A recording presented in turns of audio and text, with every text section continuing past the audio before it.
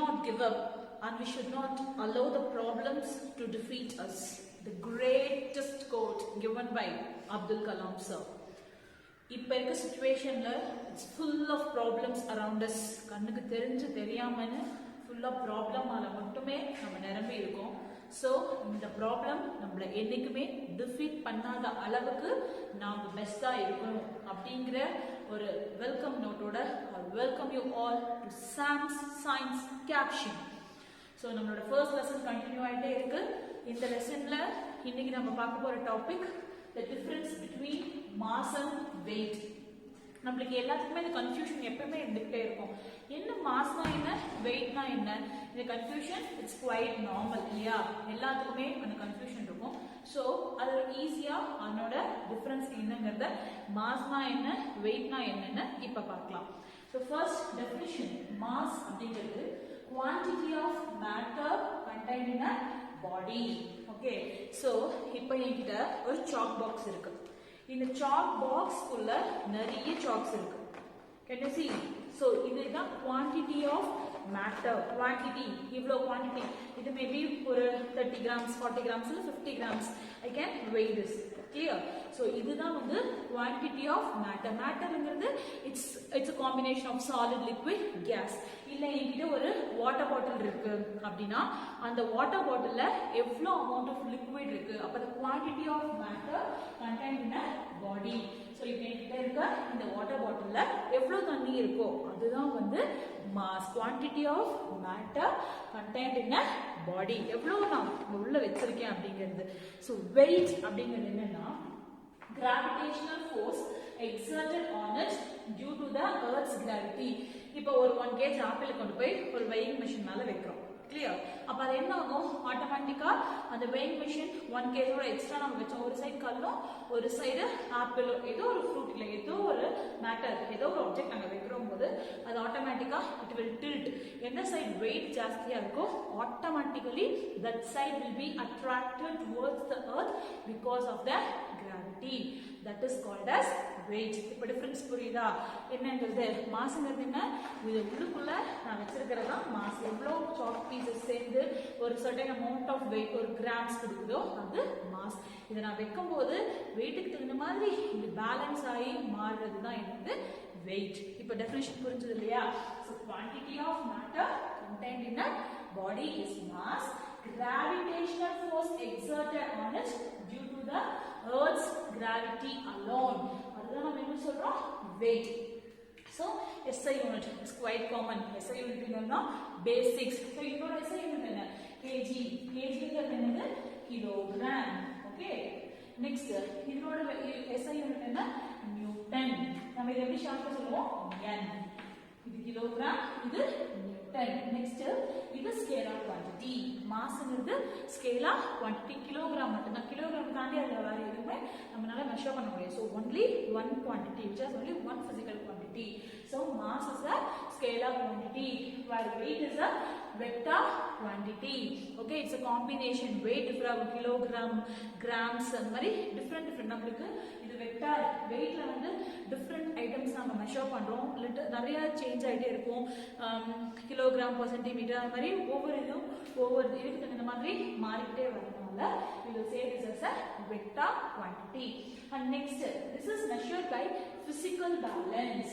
சரியா? இப்ப மாஸ் எப்படி மெஷர் பண்றோம், பிசிக்கல் பேலன்ஸ். நம்மளோட நார்மலா ஒரு கடைக்கு போகும்போது தராசு வச்சிருப்போம் இல்லையா, அதுதான் பிசிக்கல் பேலன்ஸ். ஈவன் ஒரு 1 கிராம் ஆஃப் கோல்டு மெஷர் பண்றதுக்கு பாத்தீங்கன்னா ஒரு டிஜிட்டல் மெஷின் இருக்கும். அந்த மாதிரி physical balance, spring balance, different types of balances இருக்கு. ஸோ இங்கே நம்ம மாஸ் மெஷர் பண்ண யூஸ் பண்றது physical balance, whereas weight measure பண்ண யூஸ் பண்றது ஸ்ப்ரிங் பேலன்ஸ். இது இன்னொரு டிஃபரன்ஸ். நெக்ஸ்ட், மாஸ் அப்படிங்கிறது எப்பயுமே கான்ஸ்டன்டாக தான் இருக்கும். மாஸ்ல எந்த சேஞ்சுமே இருக்காது. இதுக்கு ஒரு எக்ஸாம்பிள இந்த கிளாஸ் முடியும் போது நம்ம பார்ப்போம். ஓகேவா? So remains constant. மாஸ் என்ன ஆகும், ஆல்வேஸ் ரிமைன்ஸ் கான்ஸ்டன்ட்.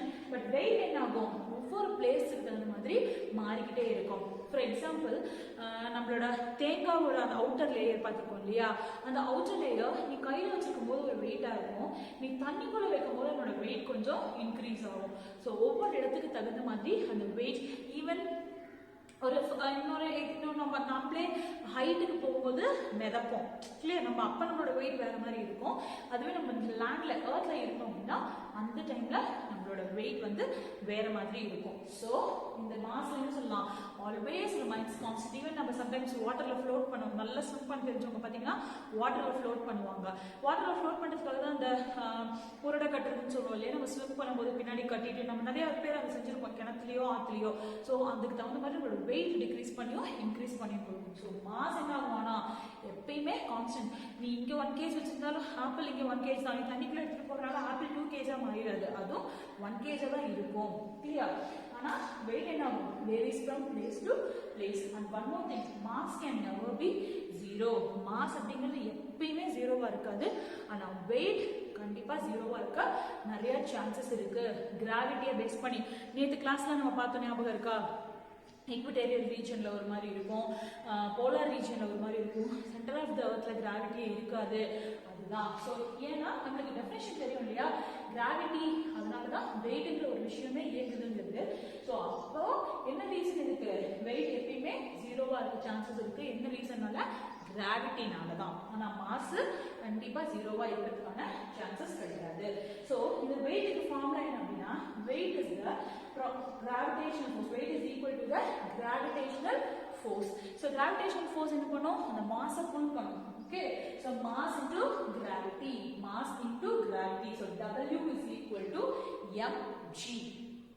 Next, நேற்று கிளாஸ்ல நான் உங்களுக்கு சொல்லியிருக்கேன், G on moon லாஸ்ட் வீடியோல கிராவிட்டி, G on moon என்ன, கிராவிட்டி on moon எவ்வளோன்னு சொன்னேன், 1.625 மீட்டர் பர் செகண்ட் ஸ்கொயர். அதே போல இது எதுக்கு ஈக்குவல்னா 0.1654 times acceleration due to gravity on earth.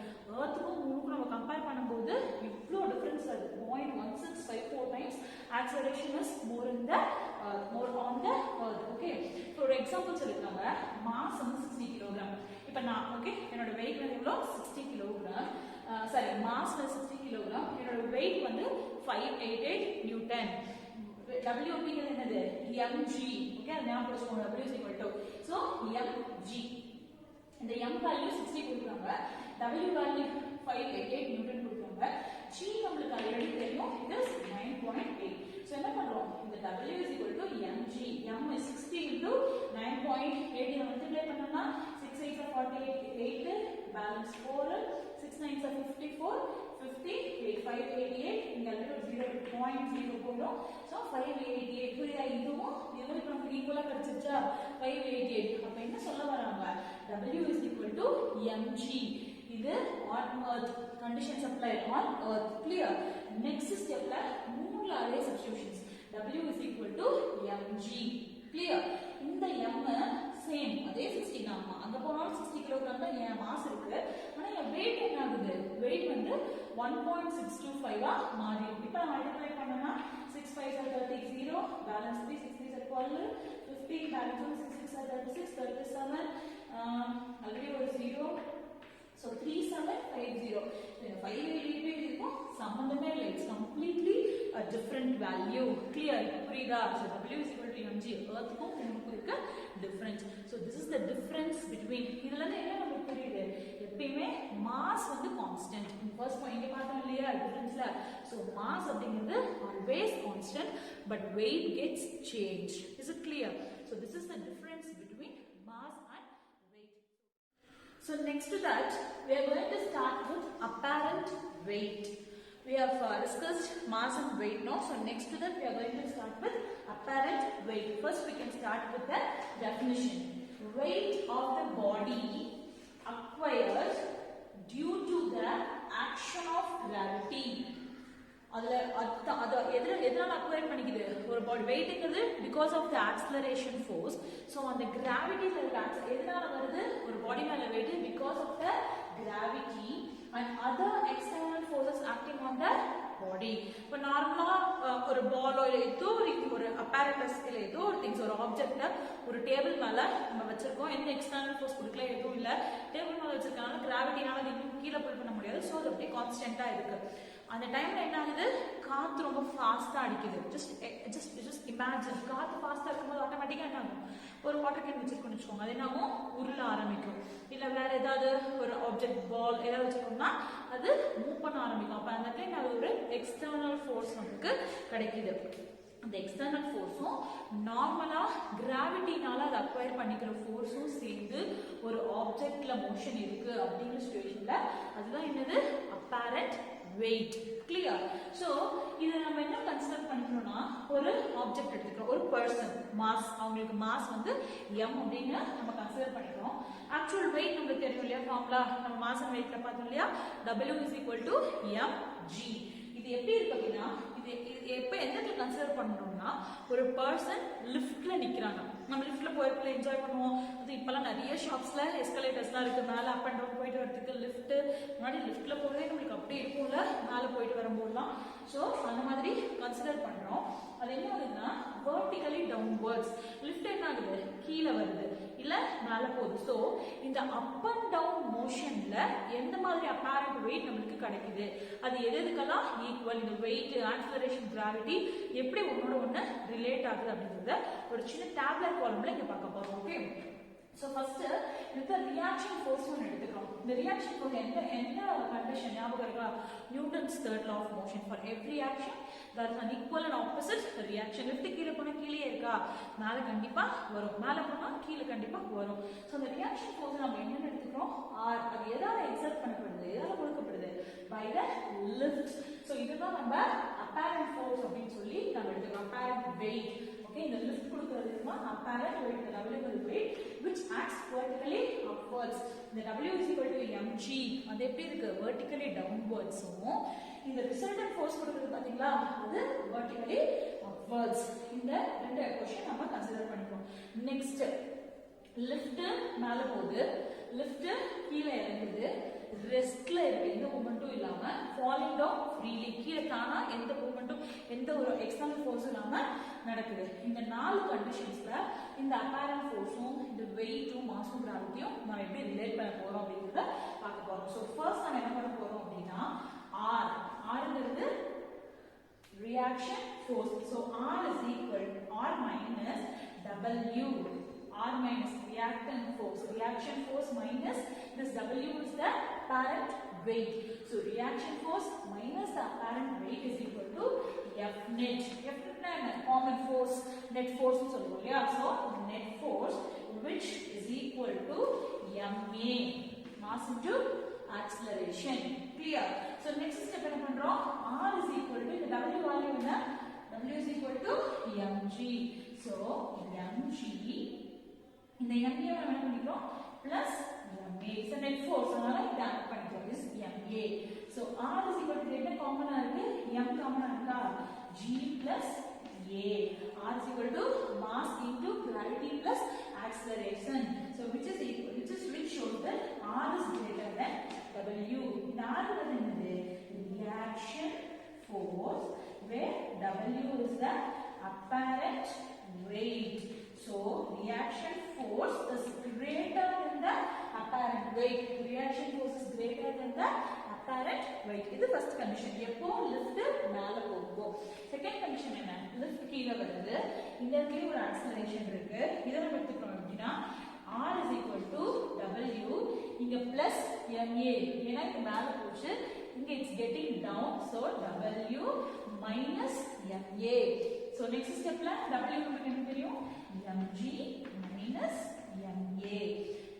R is equal to m காமனா எடுத்துட்டோம், g minus a. So இந்த இடத்துல g plus a னுமே நம்ம என்ன சொன்னா R is greater than W. அப்ப இந்த இடத்துல என்ன ஆகும், R is less than W. That is the reaction force is less than the apparent weight. புரிஞ்சுதா? நெக்ஸ்ட் ரெஸ்ட்ல இருக்கு அப்படின்னா என்ன ஆகும், அந்த இடத்துல acceleration automatically 0. So R is equal to W.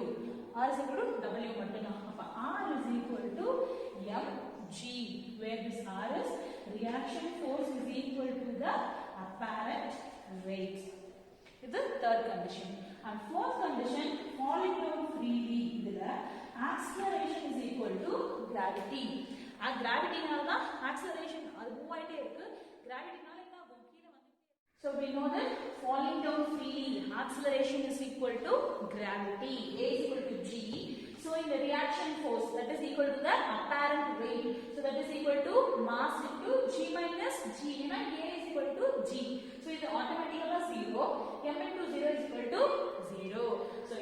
என்னமோ இந்த apparent weight is equal to 0.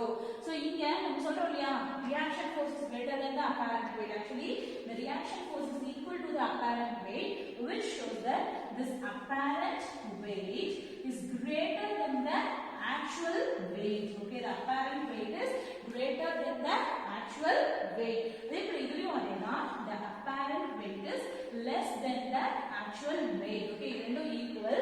So apparent weight is less than the actual weight. இந்த இடத்துல apparent weight is equal to the actual weight. Here this apparent weight is equal to 0. So this is for the apparent weight. You know, ஒரு சின்ன topic ஒரு like ஒரு 3 sub topics மட்டும் தான் இந்த லெசனை கம்ப்ளீட் பண்றதுக்கு இருக்கு. ஸோ அதை நம்மளோட நெக்ஸ்ட் வீடியோல பார்ப்போம். Thank you. Enjoy your day.